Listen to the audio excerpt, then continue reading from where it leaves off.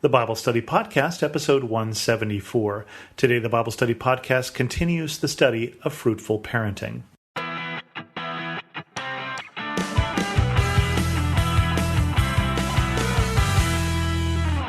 Welcome to the Bible Study Podcast. I'm your host, Chris Christensen.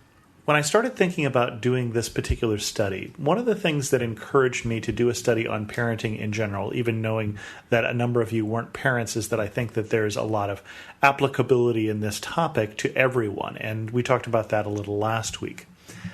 This week, I'd like to talk about why I chose the title Fruitful Parenting. If you ask a number of people what the Bible says about parenting, it's my opinion that the verse that gets used a lot in terms of parenting and the Bible is a verse from Proverbs 13, and you may have heard this. He who spares the rod hates his son, or he who spares the rod spoils the child. Now, that is obviously a verse that talks about parenting, and it's a verse by Solomon, who the Bible tells us is one of the wisest people ever. So I think it's definitely something we should talk about, but we're going to talk about it later. And next week, actually, we're going to talk a little more depth about Solomon and his parenting style, but also his parenting success or failure. And we're going to look at a lot of parents from the Bible, especially a lot of parents who may not have done such a good job in what they did wrong. But the verse that I think that should most inform our relationships with one another, and especially in this case, the parenting relationship, is this verse instead from Galatians 5:20 through 23.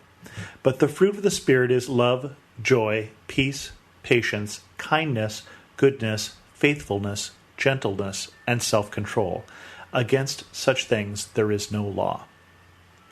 Now, you may not have looked at this verse and thought, oh, look, here's a verse about parenting. Because it doesn't say anything about parenting in there. It doesn't say anything about kids, mothers, or fathers. But let me put it to you this way. If this is a verse that describes the way that we should behave as mature Christians, which it is, which it does, shouldn't this in fact be a verse that describes how we behave in our most important relationships, including, obviously, parenting? Now, those of you who are clever have also figured out that I could have used this verse and said, this is a verse about how you should behave with your coworkers. This is a verse about how you should behave with your friends. That's also true, and one of the reasons I think there's going to be some general applicability in this particular study. But I'd like to look at parenting through the lens of the fruit of the Spirit. And the reason I want to do that is, if you look at those two verses and you think about the attributes that it's talking about, I think you would be hard-pressed to argue that if I behave in this fashion, if I exhibit this fruit in my life, that I won't be more successful in my relationships, and especially in the relationship of parenting. So let's break this down, and we're going to go through some of the fruit of the Spirit as it is applicable to relationships in a relational way, with a focus especially on parenting, starting with the first one, which is love. Now, I heard an interesting interview recently. Someone was saying that they had had a chance to talk to Steve Jobs at a cocktail party. And they were talking about technical products and how successful Apple has been recently. And whether you love them or hate them, they have been very successful for their stockholders. They put out a series of products that a lot of people like. And so this person went up to Steve Jobs and said, what is your secret? Why is it that you have been so successful with product after product after product? And the first thing he said is, well, we're not always successful. And next week we're going to look at parenting styles that are not always successful and parents in the Bible who are not successful. But the second thing he said, I think, is a little more interesting. And clearly their conversation wasn't about parenting, but he thought for a little bit, and then he said, well, you have to care that basically that company can't make good products if they don't really care about what they're doing. And you may know that he has got a reputation for being very fanatical about how he cares about how the product turns out, and has very, very strong opinions about that. But that just struck me as an interesting statement, and it struck me as interesting because I was thinking at the time, I was mulling over this particular study. And I think that probably a real good place to start with in terms of talking about the parenting relationship is you've got to care. That basically, if we don't start at least with caring how our children turn out, with caring how the people that we're in relationship with turn out, then we're not doing justice to that relationship. Now, the parenting relationship is an interesting one to look at because the model that God sets for caring in the parenting relationship, when we talk about God being the Father, is a sacrificial love.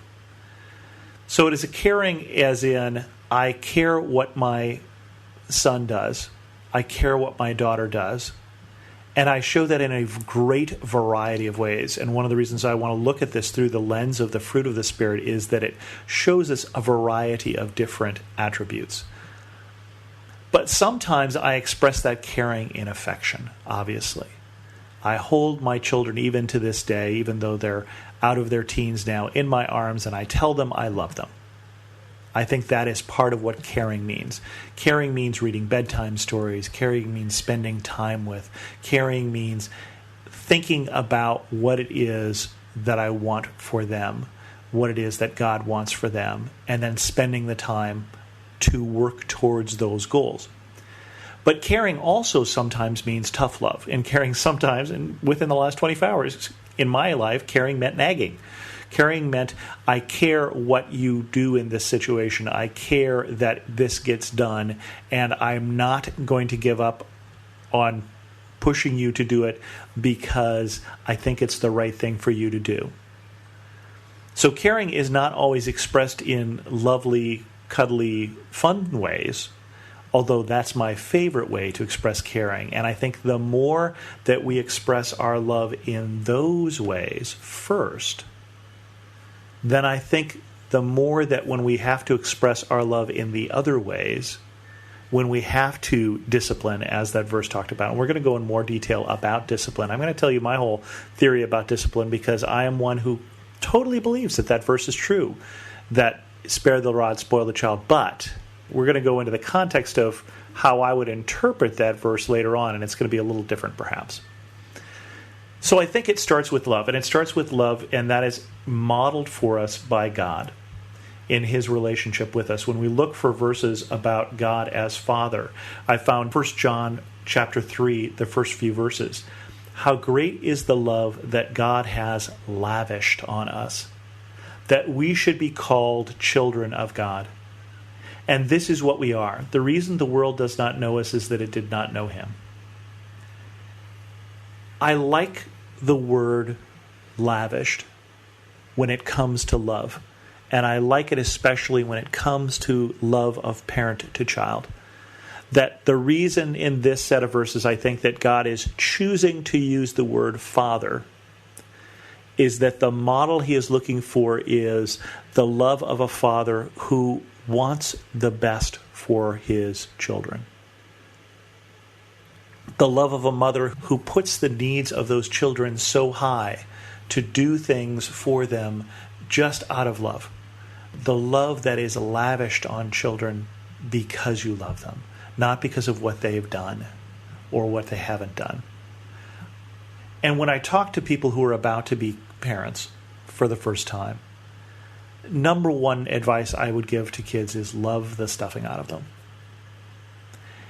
Everything else will get easier if from the moment you take the child home from the hospital, you take every opportunity to show them, not just tell them, but show them how much you love them. I think at every age, things will be easier. That doesn't mean that they won't be without tensions. Remember, I've had some even within the last 24 hours here. But the number one thing we need to learn in all our relationships is that they start with love. They start with sacrificial love. They start with hard love sometimes. A love that cares too much to not act. Love that cares too much to not influence. Sometimes a love that cares too much to not nag, although that is not my favorite part of parenting. And so as we look at this relationship of parent to child, I think we have to understand that how we express and how often we express the love that we feel is the starting place. When you bring a child home from the hospital, you don't start with their college application. You don't start with teaching them to read. You don't start with teaching them to ride a bike. Those have yet to come. You don't start with teaching them how to drive a car. You start with expressing love and creating a relationship. And I think that is true in our relationships, is before we try and encourage, before we try and guide, before we try and change, we love someone. So that's where we'll start this study, and I want that to be a foundation for everything we look into. So, for instance, as we talk next week about joy, as we talk about patience and perseverance and all of those things, in the context of parenthood, in the context of our relationships, we have to remember this foundational level of love. With that, we're going to end this episode of the Bible Study Podcast. If you have any questions, feel free to send them to host@thebiblestudypodcast.com or leave them as a comment on this episode. You can also follow me on Twitter, and as always, thanks so much for listening.